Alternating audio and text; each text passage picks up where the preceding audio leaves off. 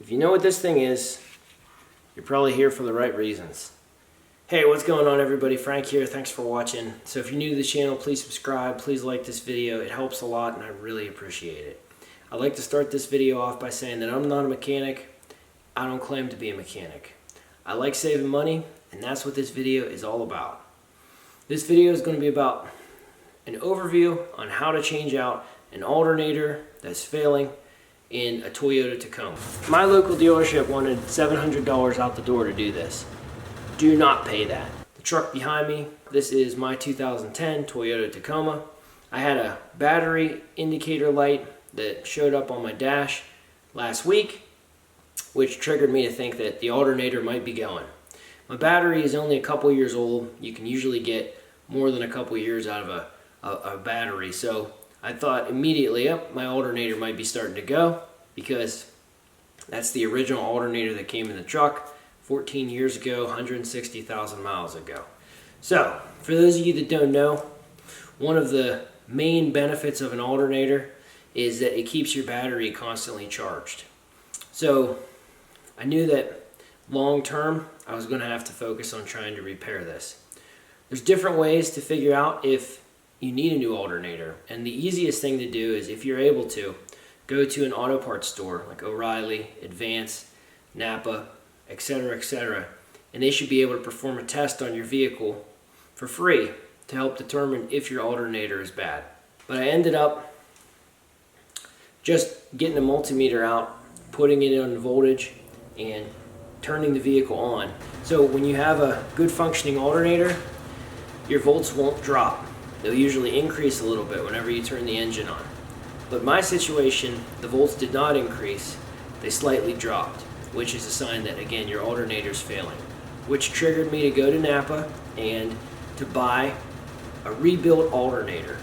So I think it was about $150 as of the time of this video. You can get them a lot more expensive than that. It's not stock, it's not OEM, it's not Toyota, it's not Denso, it's not anything like that. There's better ones you can buy, there's lesser ones you can buy, but I went with something that was a rebuilt Napa alternator that seemed to be, very reasonably priced, and again, that's what I'm all about. So, ended up buying the new alternator and never put one in before. In this vehicle, it's not too challenging to do. It took me probably about an hour and a half, 2 hours, and I would say that there's people that can do it a lot faster than me for the first time. So, that being said, here are some of the steps I followed in general to be able to take the old alternator out and put the new one in. Let me just say too that the hardest part is taking the old one out, at least it was for me. Okay, so this is the old alternator that I pulled out of the truck already before I started to film. So one thing I'd recommend you do is, when you get the new or rebuilt alternator that you have, I'd recommend taking it out of the box and looking at it more closely. You can see that you have a big bolt here that we're going to have to take out, a big bolt down here we're going to have to take out, and then on the side here we have some smaller bolts. We have a small nut that's going to hold a terminal, and right here we have a plug. So in a nutshell, those are the 6 points of contact, in addition to this roller on the front that is going to be part of the serpentine belt loop. Okay, so right when you open up the hood, you guys can see the alternator is in the top right corner of that serpentine belt loop. So right here's our battery. First thing you're going to want to do is safely disconnect the terminals on the battery, pop those off, take your battery out just so it's out of the way, and then you're going to want to take the tension off of the serpentine belt. One thing worth saying is, here is the layout for the Toyota Tacoma serpentine belt loop and how it should actually be oriented. If you want to go ahead and take a screenshot of this, definitely isn't a bad idea. What you have to do is go underneath the truck, take the skid plate off if your truck has a skid plate. Then you'll have much better access to see the serpentine belt, all the rollers and everything that runs off of that serpentine belt loop. There's a tensioner in the middle of the serpentine belt loop that you're going to want to put a ratchet onto, and you're going to want to turn it to the left. It'll allow you to pivot the whole tensioner, and then you can take a 1/4 inch bit or less and pop it into a locking point. Once it's in the open position and the tension's off, you'll be able to slide that 1/4 inch bit or less down into it to kind of hold it into that position so the tension's off the serpentine belt. And then what you'll want to do is work the serpentine belt off of the alternator itself. You guys can see in general there's quite a bit of wiring and different harnesses in here that are kind of in the way. It is tight. Once you get, there are those 2 bolts that hold those brackets onto the sides, kind of right where I'm shining the light. There's one there and one down to the side. You can again see those holes on the new alternator as a reference point of where you're looking for.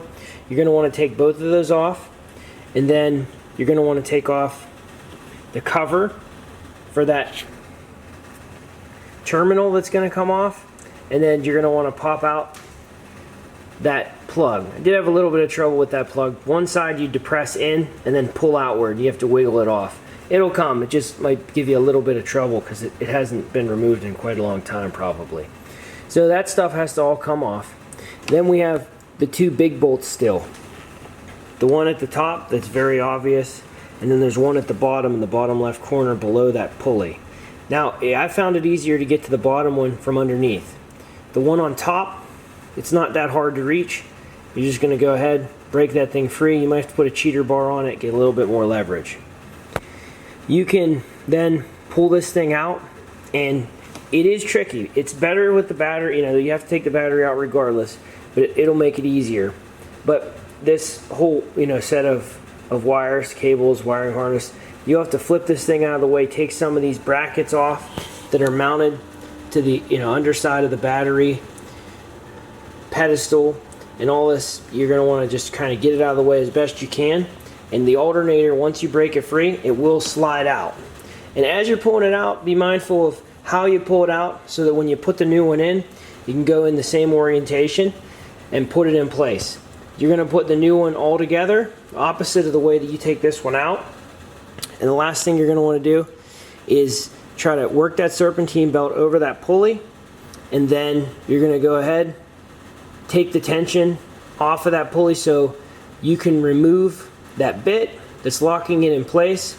Then you're going to go ahead and line the serpentine belt up, make sure everything is good and the serpentine belt is positioned the way that it needs to. So that's kind of the quick and dirty process of what you need to take the old alternator out, put the new alternator in. It's obviously a little bit more of a pain going through step by step the way I just described it, but that in a nutshell is an overview of what I did to take the old one out, put the new one in. And be sure to keep the old one, because you want to put it in the box you got the new one in, take it back, and you can actually trade this thing in for some money to, they call it a core recycling. So they're going to go through and rebuild the one that you give to them. So this one here, I'm going to get $66 back for. I know that this isn't the best step-by-step directions because I didn't take you guys with it from beginning to end as I did it, but I wanted to go through and do it on my own and then try to give you guys a good overview. I just found it easier to do it this way. I hope this video helps you. If you have questions, if you need help with something, message me in the comments. I'll try to help you as best I can. So in general though, that's it. I appreciate you guys watching. And again, if you've watched this long, please consider subscribing, liking the video, commenting down below. It helps the channel and I really do appreciate it. Thanks so much for everything guys, and I hope this video helps you. I'll see you in the next one.